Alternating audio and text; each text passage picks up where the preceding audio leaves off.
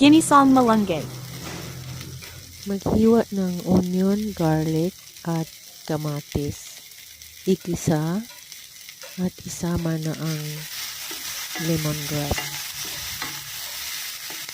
Igisa siya hanggang maglabas na yung kanyang amoy, yung kanyang bango. Pagkatapos yan, yung ito isda na kinuhaan ko na ng buto. Tapos isinali na dyan at sama sa pag-isa hanggang mag-mix na siya. Pag na-mix na, lagyan ng kaunting tubig kasi natuyo na siya. Pahinaan yung apoy. Pagkatapos niyan, dagdagan ng tubig kung gusto nyong may sabaw kunti. Kasi mamaya mag-reduce yung tubig.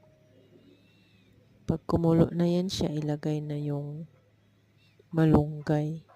Lagyan din ng asin at yung tama lang na lasa.